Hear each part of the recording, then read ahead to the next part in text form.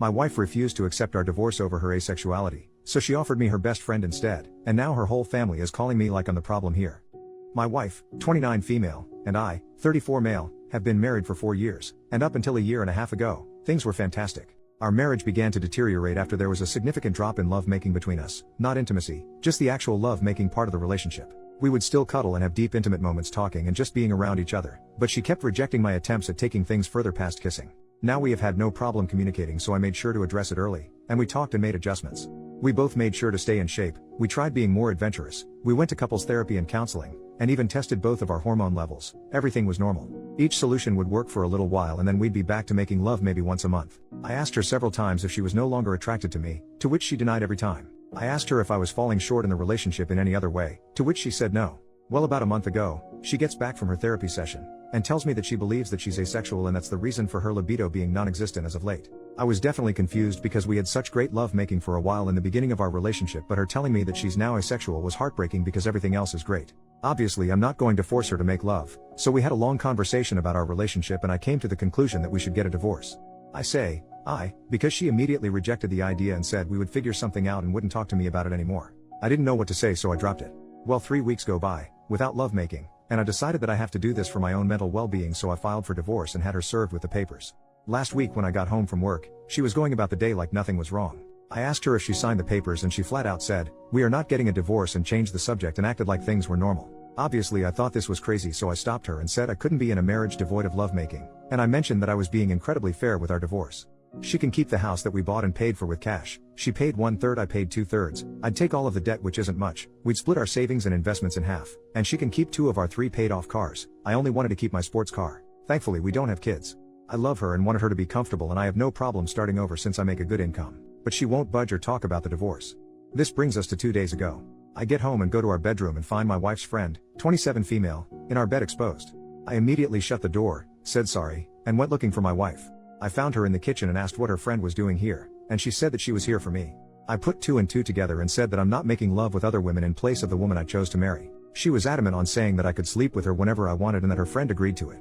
I couldn't believe things would get this far, so I went back to our bedroom and asked her friend to leave. I packed a bag and I've been staying in a hotel nearby since that night. My wife, her mother, and her sister keep calling me, but I'm just not interested in hearing what they have to say. This feels like a trick. I just want this whole thing to be over. Does anyone have advice? Is this some kind of ploy for alimony? We do have a prenup? Should I just contact my lawyer and try and force the divorce?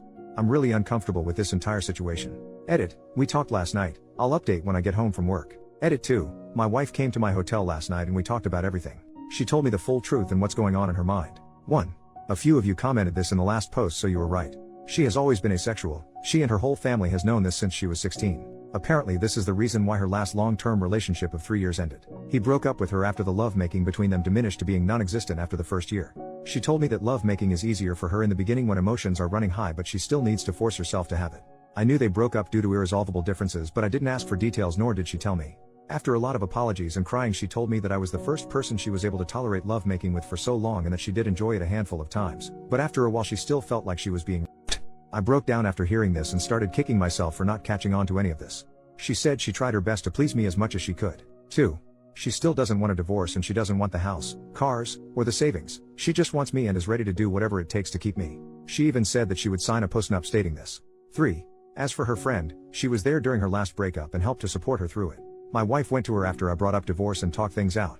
Her friend suggested that she open the relationship for me, but she said she didn't want me sleeping with strange women, so her friend volunteered herself to be the one that sleeps with me. My wife thought this was a great idea, which led to the fiasco at our house. I won't comment on her appearance because it doesn't matter, and I don't blame the friend. 4. My lawyer got back to me. You were alright.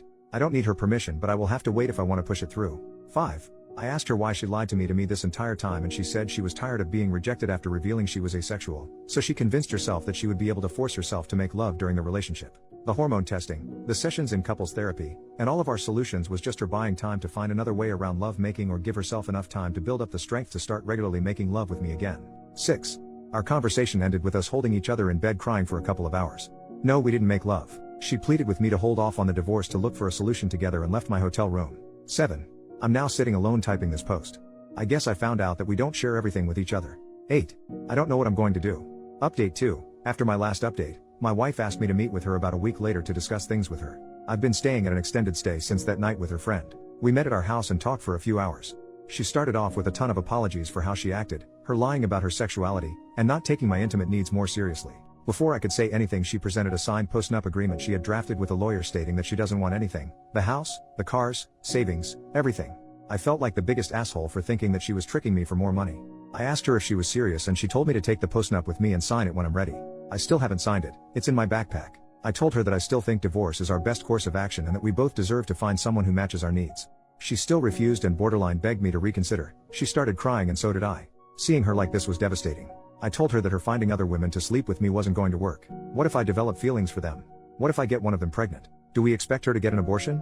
She said we'll figure it out as we go along and to please give her more time to work on other solutions. She's set up appointments for lovemaking and hormone therapy, and is seeing a lovemaking guru.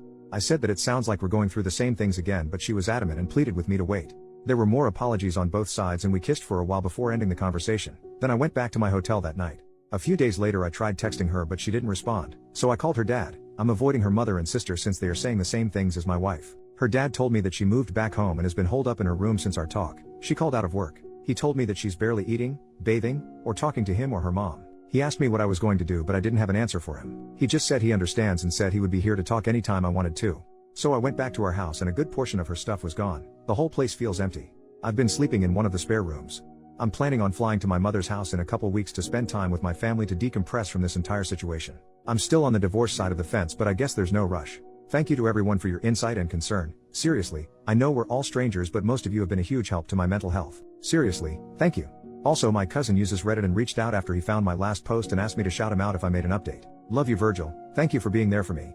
I think I'll just make a quick edit to this post once we reach a resolution for anyone that cares. Final update, 10 months later. Hey everyone, in hindsight I regret making these posts because I think I received too many pieces of advice. I keep thinking I should have just handled it internally with just family. I don't regret my decisions, I just wish I gave myself more time to think. Anyway, here's the update. I'll keep it short. The divorce was finalized months ago, our house was sold along with one of the cars, and my ex-wife is still living with her parents. I had a little more than 2/3 of the proceeds wired to her account, but the last time I talked to her dad she hasn't touched a dime.